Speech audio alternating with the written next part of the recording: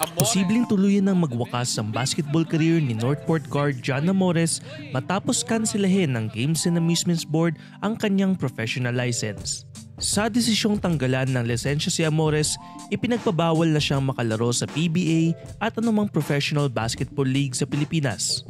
Ang hakbang ng Games and Amusements Board ay kasunod ng kanilang investigasyon sa insidente ng pamamaril na kinasangkutan ni Amores at ng kanyang kapatid na si John Red noong Setyembre sa Lumban, Laguna. Ayon sa ulat, ang insidente ay nagugat sa isang hindi nabayarang 4,000 pisong pusta mula sa isang laro. Bago pa bumaba ang desisyon ng GAB, nauna nang sinuspinde ng PBA si Amores sa buong Season 49 Commissioner's Cup nang walang sweldo. Inatasan din siyang dumaan sa counseling para sa kanyang anger and violent tendencies. Sa panayam kay PBA Commissioner Willie Marshall, kinumpirma niyang maghahain ng apela si Amores kasunod ng desisyong inalabas ng Games and Amusements Board. Usap ko si Amores, sabi ko, nakatanggap na ako, anong balak mo? Balak niyang umapil. Kasi talaga naman umapil eh. Ang PBA, we will comply. Kasi gobyerno yun at under supervision tayo ng GAB.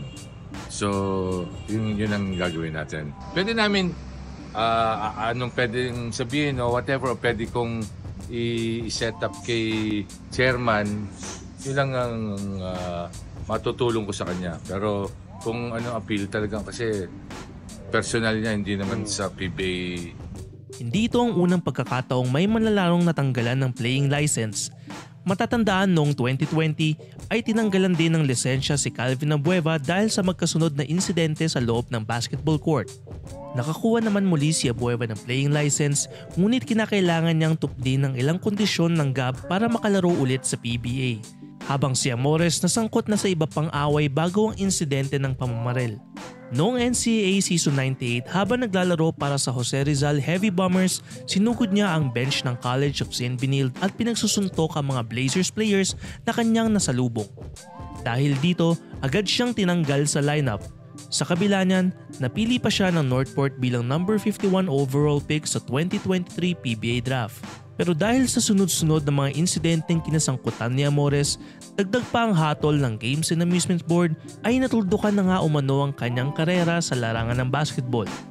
Maraming umaasa na sa pamamagitan ng counseling ay mabibigyan ng pagkakataon si Amores na magbago at harapin ang mga isyung bumalot sa kanyang career.